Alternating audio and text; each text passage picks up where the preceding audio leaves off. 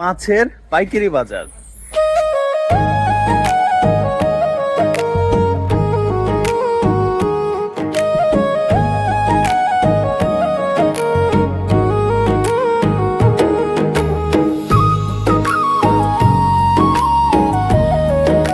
আসসালামু আলাইকুম, আমি মানিকগঞ্জের আসিফ।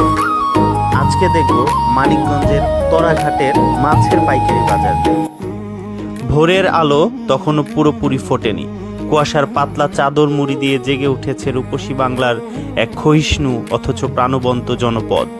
নদীর কোল ঘেঁষে গড়ে ওঠা এক গ্রামীণ মাছ বাজার, যেখানে প্রতিদিন সূর্য ওঠার আগেই বসে রূপালী শস্যের মেলা। শুনুন, কান পাতলেই শোনা যাবে সেই পরিচিত কলরব। জল কাদায় মাখামাখি সাদা মাটির গন্ধ আর টাটকা মাছের আষ্টে সুবাস মিলেমিশে তৈরি করেছে এই বাজারের নিজস্ব এক আবহ।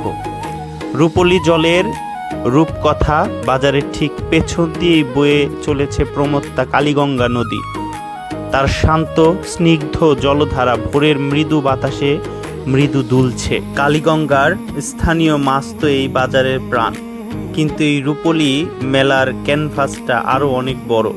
যখন রাতের অন্ধকারে সারা বাংলা ঘুমে মগ্ন, তখন এই মাছ বাজারের জন্য শুরু হয় এক নীরব ও দুরন্ত যাত্রা।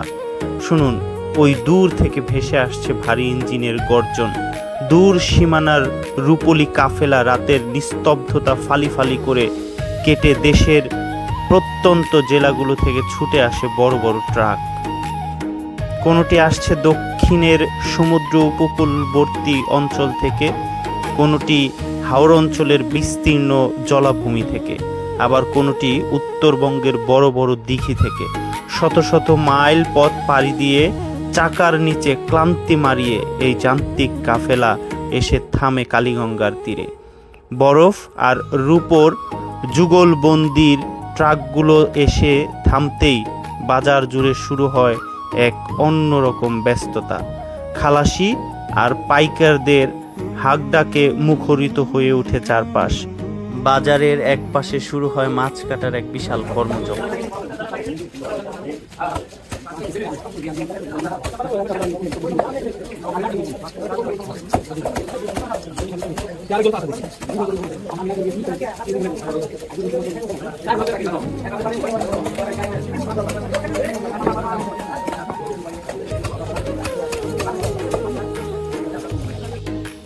রাতের অন্ধকারে চিরে আসা এই দুরন্ত ট্রাকগুলো আর কালীগঙ্গার বয়ে চলা জল, এই দুয়ের মোহনাতেই পূর্ণতা পায় এই গ্রামীণ মাছ বাজার। দূর জেলার জেলেদের রাত জাগা শ্রম আর এই বাজারের কোলাহল মিলেমিশে একাকার হয়ে যায় ভোরের প্রথম আলোয়।